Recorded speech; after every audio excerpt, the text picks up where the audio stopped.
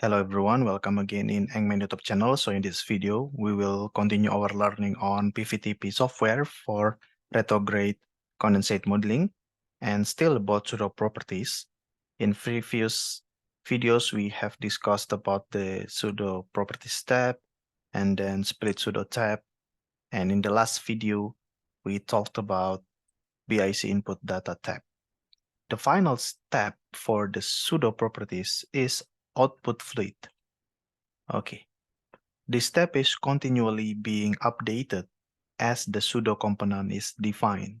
So if you change the binary interaction coefficient or if you change the split pseudo, the output fluid model here will be updated. Okay, and as can be seen below, the step will show all the equation of state properties that have been defined. First, the component name, composition, component type, critical temperature, critical pressure, omega A, omega B, and so on and so forth.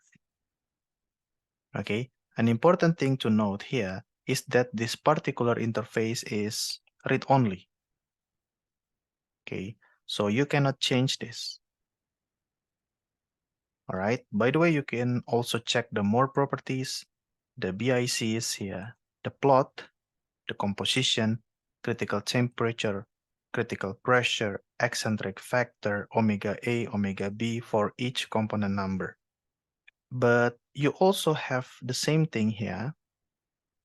Let's check the output fluid properties. You don't forget you also have another object here, which is PVT fluid. This is exactly the same with the last object before the PVT fluid, which is indeed the pseudo properties. And in this case, the output fluid of the pseudo properties.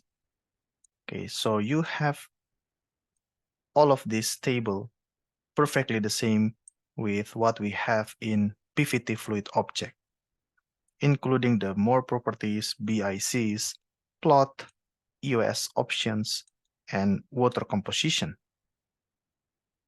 It's interesting to note that in water composition, we have inhibitors. This will be very, very, very relevant and important in GAP software if you perform network modeling.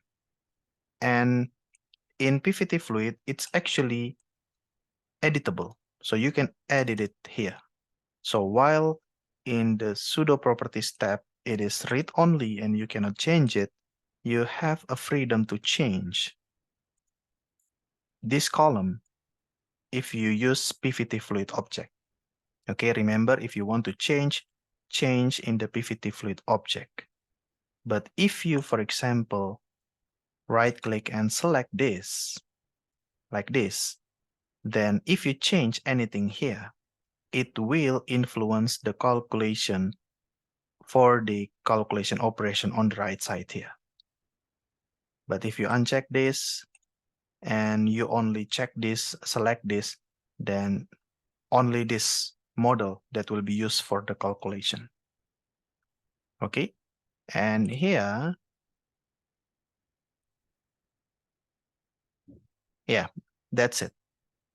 You still cannot export using this object or that object. If you want to export the fluid model to be used in MBAL or Prosper, you need another feature.